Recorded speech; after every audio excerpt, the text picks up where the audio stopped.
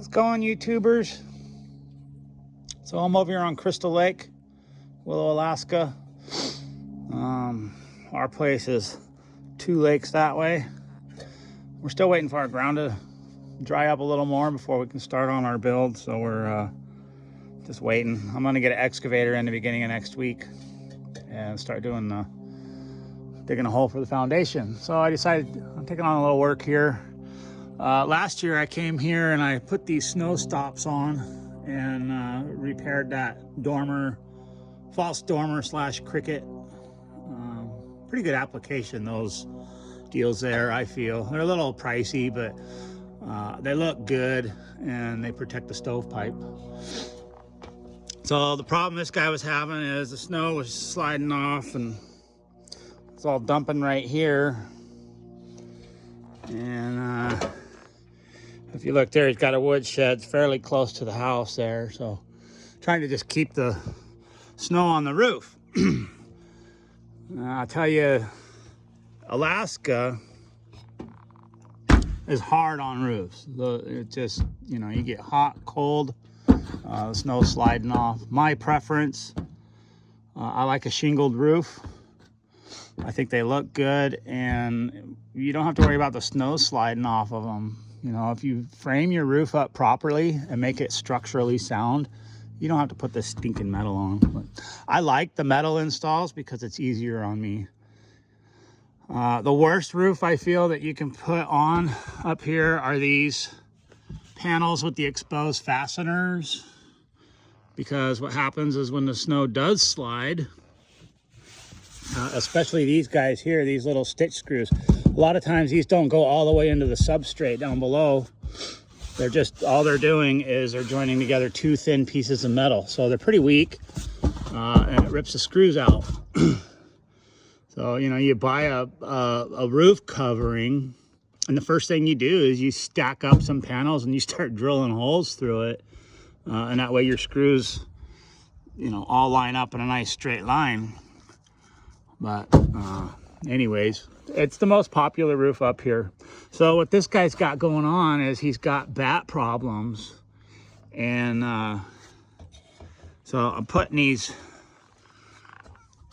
you look up in here, there's, I don't know, there's nothing in there, right? See, that's kind of an empty cavity. And you can see here, I'm putting these foam closure strips in. So if you've ever built bat boxes, bats, you know, they can fit into a 3/4 inch hole, and this is quite a bit bigger. Well, I think these ribs are 7/8 high, and you know, they're, you know, almost, they're about 1.5 inches or so wide. So bats can crawl right up in here. They'll shimmy their way up. This roof is not solid sheeted. It has purlins going across underneath. So all they got to do is get up there and they can drop down into the insulation. And then I'll go through and up at the ridge cap, it'll get an opposite detail closure where the foam will come up over the metal.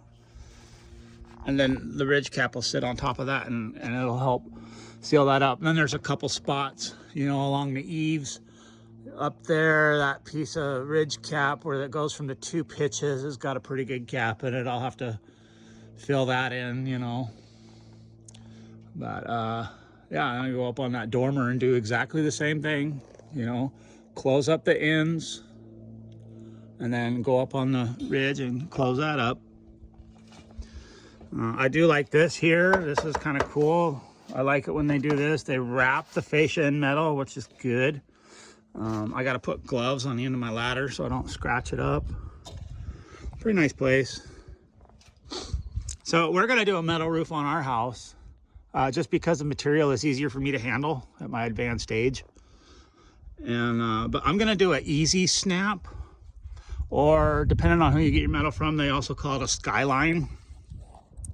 And instead of a 36-inch wide panel, it's a 16-inch wide panel. It's a thicker gauge, higher rib that's tight, and one side has a screw strip that you screw down, and then the other side would snap over the piece that you'd previously screwed down, so you don't have any exposed fasteners except on the ridge cap And sometimes if the eave here, you know, sometimes on that easy snap, this part here might be a little lifted up, but I'd stick a screw down there too, because you're past the house, you know, you're just on the overhang here. And on those, I like to get the screws. They make a Torx head screw that's rounded. They're kind of a pain in the butt to put in without pre-drilling a hole, because the screw doesn't want to stay on your bit while you're trying to push it through the metal. But my thinking is with that rounded head, it doesn't have anything the snow can't really grab hold of it, or it can't grab hold of the snow like these hexagon or octagon heads. So we're gonna put a metal roof on, and but we're gonna do a different one. So it's funny. I say, well, why do you want a metal roof? They say, we don't want to keep the snow on there. I'm like, okay, so I put a metal roof on, and then they call me back. They say, hey, how do we keep the snow from sliding off this roof and wrecking everything? It's like, well, you should have put a shingle roof on. So then I got to come back and drill more holes in the metal and put these guys on there to keep the snow up there. So it's, I don't know. If you're into making money, metal roofs are the way to go in Alaska. So anyway, that's what I got going on. Trying to make a couple bucks, a little bit of spending money so I don't tap into our house build fund, and stay busy. Oh yeah, have a nice day.